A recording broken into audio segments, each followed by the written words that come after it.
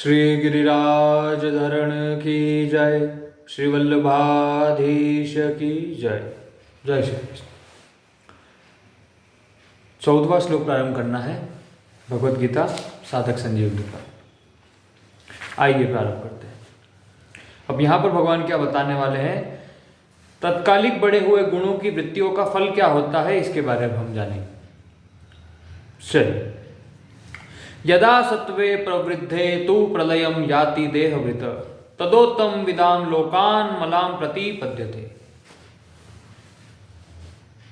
व्याख्या। जिस काल में जिस किसी भी देहधारी मनुष्य में, चलिए पहले बात ही कर लेते हैं। यहाँ पर भगवान ऐसा कहना चाह रहे हैं, देखिए हमें हमेशा क्या सिखाया जाता है, व्यक्ति को पुण्य कर्म करते रहना चाहिए, कभी पाप नहीं करना चाहिए। यानी एक ऐसा व्यक्ति बने जो हमेशा अच्छे कर्म करे, बुरे ना करे, जो कि सही भी है। क्योंकि जब वो व्यक्ति अच्छे कर्म कर रहा है तो वो अच्छे, मतलब अगर भगवत प्राप्ति नहीं भी हो रही है, अगर भगवत प्राप्ति के मार्ग पर नहीं चला है, भगवान का भजन नहीं कर रहा है, बस पुण्य करा है, अब सकाम कर्मों की बात हो रही है, तो सकाम कर्म कर रहा है तो पुण्य तो कमाएगा, तो अब भगवत धाम में तो नहीं पहुंच पाएगा, पर अच्छे दिव्य लोकों में यानी देवी देवताओं की योनि को प्राप्त कर पाएगा। इतना हम सब जानते हैं। अब यहां पर भगवान कह रहे हैं कि जो व्यक्ति रजोगुणी या तमोगुणी है, यानी कि पुण्यात्मा तो नहीं है, हर समय पुण्य नहीं करता, पर कभी, मतलब देखिए, क्योंकि तीनों गुण जो है वो परिवर्तनशील होते हैं। कभी हमारे अंदर रजोगुण की प्रधानता होती है, कभी तमोगुण की प्रधानता होती है, कभी सतोगुण की प्रधानता भी होती है। कभी हमने भोजन, सात्विक भोजन किया है, अगर हम कभी कहीं किसी तीर्थ स्थल पर हैं तो वहां पर हमारे अंदर थोड़ा भाव सतोगुणी उत्पन्न हो जाते हैं, क्योंकि धाम का फर्क पड़ता है, उसका प्रभाव होता है, तीर्थ का प्रभाव होता है, भोजन का प्रभाव होता है। व्यक्ति अगर सतोगुणी सात्विक भोजन कुछ समय से कर रहा है तो उनका जो स्वभाव है थोड़ा उस कुछ समय के लिए सतोगुणी हो जाता है, यानी कि हमारे स्वभाव जो है बदलता रहता है। अब भगवान कहना चाह रहे हैं कि अगर कोई व्यक्ति जो मतलब अगर वो सतोगुण स्वभाव में अभी है, वैसे तो कभी रजोगुण भी होता है, कभी तमोगुण भी होता है, पर किसी कारणवश किसी समय पर जब वो सतोगुणी है उस समय, तब अगर उसकी मृत्यु हो जाए तो वो उसी पद को प्राप्त करता है जिस पद को पूरा जीवन भर कोई सात्विक सतोगुणी व्यक्ति या पुण्यात्मा व्यक्ति प्राप्त करता है। ये बात है। फिर से बहुत बता देता हूं क्या कहना चाह रहा हूं कि एक व्यक्ति है जिसने जीवन भर पुण्य करा, कोई पाप कर्म नहीं करे, पुण्यात्मा है, जीवन भर सतोगुणी रहा, उसे कौन सी गति प्राप्त होती है? देवी देवताओं की योनि, अच्छे लोगों की गति प्राप्त होती है उसे, जो कि निश्चित है पुण्यात्मा है। अब एक ऐसा व्यक्ति है जो कि पुण्य हर समय नहीं करता, कोई पुण्यात्मा नहीं है, कभी पाप भी हो रहे हैं, पुण्य भी हो रहे हैं, रजोगुण की प्रधानता भी है, तमोगुण भी है, सतोगुण भी है, तीनों गुण उसके अंदर है विद्यमान, पर समय समय पर ये गुण की प्रधानता कभी कोई गुण ज्यादा होता है, कभी कोई बाकी के दो गुण गौण हो जाते हैं। तो अगर वो व्यक्ति किसी तीर्थ स्थल पर है या फिर मतलब किसी भी कारणवश अगर उसके अंदर सतोगुण की प्रवृत्ति उस किसी समय पर ज्यादा है, और जिस समय पर उसके अंदर सतोगुण की प्रवृत्ति है उस समय अगर उसका शरीर, वो अपना शरीर त्याग देता है, यानी उसकी मृत्यु हो जाती है, तो वो भी उसी गति को प्राप्त करता है जिस गति को पूरा जीवन भर पुण्य कर्म करने वाले व्यक्ति को प्राप्त होती है। इससे हमें यह भी पता चला क्या, कि वो कर्म आवश्यक नहीं थे, उनके पीछे का भाव आवश्यक था। महत्वपूर्ण क्या है? वो कर्म नहीं, मैंने बहुत पहले बताया था कि मन कर्म का करता है, मन कर्म का करता है। भगवान यहां स्पष्ट कर दे रहे हैं अब यहां श्लोक में, अब ये शास्त्र मतलब शास्त्र प्रमाण हो चुका है कि मन कर्म का करता होता है। आपका भाव की इसके पीछे कैसा है, और भाव से भी आगे एक होता है उद्देश्य। उद्देश्य हमारा क्या है? उद्देश्य आपका सही है। कर्म आप देख लीजिए, आप जैसे कि संत रैदास, कर्म तो वो चमड़ा काटने का करते थे, पर उद्देश्य उनका भगवत प्राप्ति था, तो संत की उपाधि मिली। वहीं रावण देखा जाए तो उत्तम कुल पुलस्त करनाती, उत्तम कुल ब्राह्मण कुल का, और उनके मतलब आप किस कुल के थे रावण आप देखिए, उसके बावजूद उन्हें राक्षस कहा गया। क्यों? क्योंकि आचरण सही नहीं था, इस कारण। तो यहाँ पे भाव की बात हो रही है, कर्म की नहीं, इसलिए क्योंकि कर्म इतना महत्वपूर्ण नहीं है जितना उसके पीछे का भाव। क्योंकि कर्म होता तो पुण्यात्मा जिसने पूरा जीवन भर अच्छे कर्म करे हैं उसे वो गति मिलनी चाहिए थी, पर वो गति उसे तो मिल ही रही है, क्योंकि भाव तो उसके भी उसके पीछे अच्छे हैं, पर उस व्यक्ति को भी मिल रही है जिसने जीवन भर अच्छे कर्म नहीं करे, पर अंत समय में उसके भाव अच्छे हो। अंत समय में इसलिए भगवान कहते हैं कि जो मेरा स्मरण कर लेता है उसे मेरी प्राप्ति भी हो जाती है अंत समय में। पर जिस व्यक्ति ने पूरा जीवन भर भगवान का भजन किया नहीं है वो भगवान को अंतिम समय में भगवान को याद कर नहीं सकता, इसलिए हम जीवन भर भजन करते हैं और इसका प्रयास करते हैं, इसका अभ्यास करते हैं। वरना आप कभी देखिएगा, जब भी परेशानी आती है तो भगवान सबसे पहले आपको याद आने वाले नहीं है।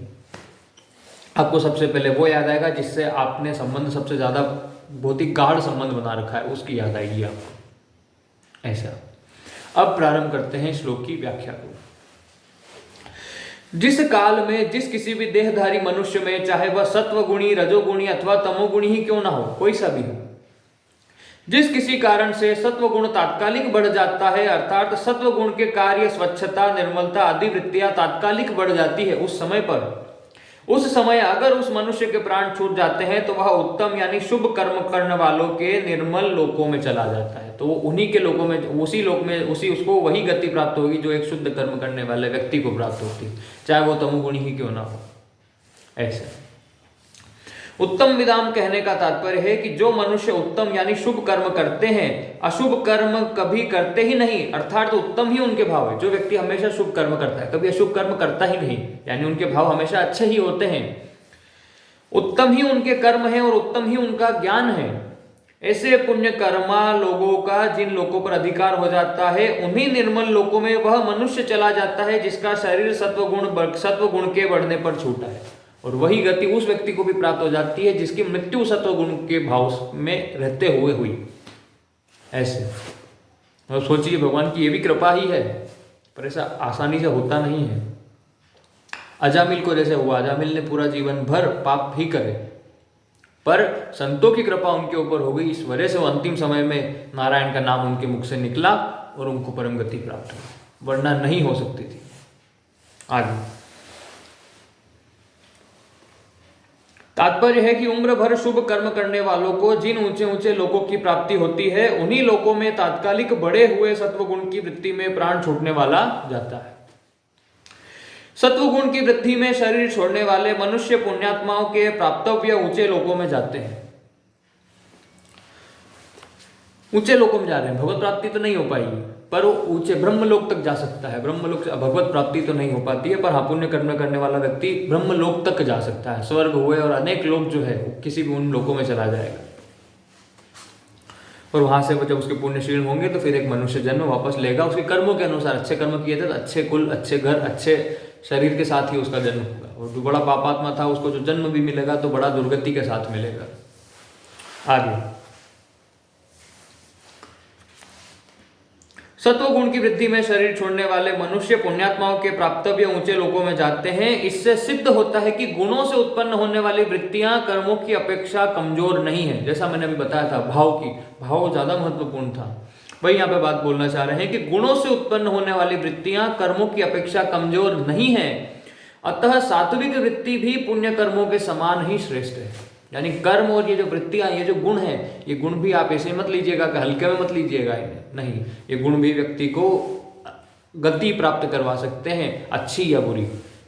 अब किस गुण में रहते हुए उसने अपना शरीर त्यागा है, ये भी बात मतलब महत्वपूर्ण है। आगे इस दृष्टि से शास्त्र विहित पुण्य कर्मों में भी भाव का ही महत्व है, पुण्य कर्म विशेष का नहीं। इसलिए सात्विक भाव का स्थान बहुत ऊंचा है। पदार्थ, क्रिया, भाव और उद्देश्य, ये चारों क्रमशः एक दूसरे से ऊंचे होते हैं। यहाँ पे आ भी क्या है, सबसे पहले पदार्थ से ऊपर होता है क्रिया, यानी कोई अच्छी क्रिया कर रहा है। क्रिया से ऊपर होता है भाव, यानी उसके पीछे का भाव कैसा है। अब कर्म तो अच्छा कर रहा है, भाव सही नहीं था, अंदर गलत भाव से कर रहा है तो फलित नहीं होगा, उसका पाप ही लगेगा, पुण्य नहीं मिलने वाला। और भाव से भी आगे होता है उद्देश्य, व्यक्ति का उद्देश्य क्या है, भगवत प्राप्ति है या संसार की प्राप्ति है, वो बात। रजोगुण और तमोगुण की अपेक्षा सत्वगुण की वृत्ति सूक्ष्म और व्यापक होती है। लोक में भी स्थूल की अपेक्षा सूक्ष्म आहार कम होता है। जैसे देवता लोग सूक्ष्म होने से केवल सुगंधि से ही तृप्त हो जाते हैं, हाँ स्थूल की अपेक्षा सूक्ष्म में शक्ति अवश्य अधिक होती है। यही कारण है कि सूक्ष्म भाव की प्रधानता से अंत समय में सत्व गुण की वृद्धि मनुष्य को ऊंचे लोकों में ले जाती है। अमलान कहने का तात्पर्य है कि सत्व गुण का स्वरूप निर्मल है।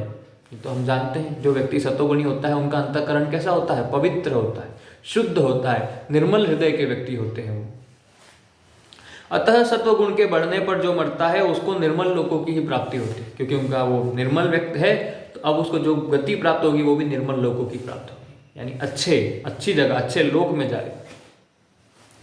यहाँ यह शंका होती है कि उम्र भर शुभ कर्म करने वालों को जिन लोकों की प्राप्ति होती है उन लोकों में सत्व गुण की वृत्ति बढ़ने पर मरने वाला कैसे चला जाएगा। मतलब एक ने तो जीवन भर मेहनत करी तब जाके उस गति को प्राप्त किया, और एक को बस अंत समय में उस भाव में चला गया तो भी उसको वही गति प्राप्त हो गई। उसने तो जीवन भर कोई अच्छा कर्म नहीं करा था, तो वो क्यों जा रहा है। भगवान की यह एक विशेष छूट है कि अंत काल में मनुष्य की जैसी मति होती है वैसी ही उसकी गति होती है। अंते मति सो गति, हम सब जानते हैं। अंत में जो भगवान का स्मरण कर लेता है उसे भगवत प्राप्ति हो जाती है। अतः सत्व गुण की वृत्ति के बढ़ने पर शरीर छोड़ने वाला मनुष्य उत्तम लोकों में चला जाए, इसमें कोई शंका की बात नहीं। वो उत्तम कुल में ही, उत्तम लोक में ही जाएगा। अंत समय में उसका स्मरण कैसा हो रहा है, चिंतन कैसा हो रहा है, किस भाव में वो है, ये सबसे ज्यादा महत्वपूर्ण है। पर अगर आप ये सोच लेंगे कि अभी हम जीवन भर कुछ भी करें, मनमानी आचरण करें और अंत समय में भगवत स्मरण कर लेंगे, तो ऐसा मुमकिन नहीं हो पाएगा। वो उसी का हो पाता है या तो जिसने जीवन भर अभ्यास करा है, जिसने जीवन भर भगवान नाम लिया है, भगवान के अलावा और किसी का कोई सहारा नहीं है उसका, तब उसको अंत समय में अपने आप भगवान याद आ जाते हैं, क्योंकि और कोई सहारा नहीं है। और दूसरा उपाय बहुत ही दुर्लभ है, वो है संत कृपा, जैसे अजामिल के ऊपर हुई थी। संतों की कृपा हो जाती है तो व्यक्ति को, फिर उसने जीवन भर कुछ भी किया हो, पर संतों की कृपा से उसे भगवत प्राप्ति हो सकती है। पर आजकल जीवन मुक्त, वो संत जीवन मुक्त तो महापुरुष होने चाहिए, ऐसे संतों का मिलना ही बड़ा दुर्लभ है। और उसी संतों की आपके ऊपर कृपा हो जाए वो और भी दुर्लभ है, वो तो भगवान चाहेंगे तभी होगा। इसलिए अब हमारे हाथ में तो एक ही है, क्या, हमारा भजन, हमारे कर्म। परिशिष्ट भाव। विवेकवान पुरुष उत्तम वेत्ता है, यदि सत्व गुण को अपना मानकर उसमें रमण न करे और भगवान की सम्मुखता रहे तो सात्विक मनुष्य सत्व गुण से भी असंग यानी गुणातीत होकर भगवान के परम धाम को चला जाएगा। अन्यथा सत्व गुण का संबंध रहने पर वह ब्रह्मलोक तक के ऊंचे लोकों को चला जाएगा। ये भी बात बता चुका हूं कि व्यक्ति जब सत्वगुणी हो जाता है तो उससे प्राप्त होने वाले सुख से अपना संबंध ना बना ले, क्योंकि उस सुख से अगर अपना संबंध मान लिया तो अब वो गुणातीत नहीं हो पाएगा। और जब तक गुणातीत नहीं होगा तब तक भगवत प्राप्ति नहीं होगी।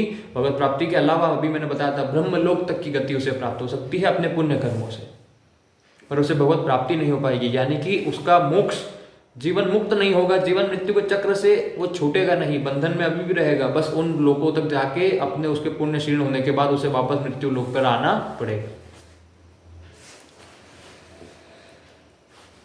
ब्रह्मलोक तक के लोकों में तो सापेक्ष निर्मलता है, पर भगवान के परम धाम में निरपेक्ष निर्मलता है। इसी के साथ 14वां श्लोक का अंत होता है। कल हम 15वां श्लोक प्रारंभ करेंगे। श्री गिरिराज धरण की जय, श्री गोवर्धन नाथ की जय, परम दयाल श्री गुसाई जी की जय, श्री विठ्ठलनाथ जी की जय, श्री वल्लभाधीश की जय, श्याम सुंदर श्री यमुने महारानी की जय। जय जय श्री राधे पूछरी के लोटा की खूब खूब प्यारे। श्री राधा रमन लाल की जय हो, श्री राधा वल्लभ लाल की जय हो, श्री बांके बिहारी लाल की जय हो, श्री मदन मोहन जी की जय हो, श्री गोपीनाथ जी की जय हो, श्री गोविंद देव जी की जय हो, श्री गोपेश्वर महादेव की जय हो। हर हर महादेव हर।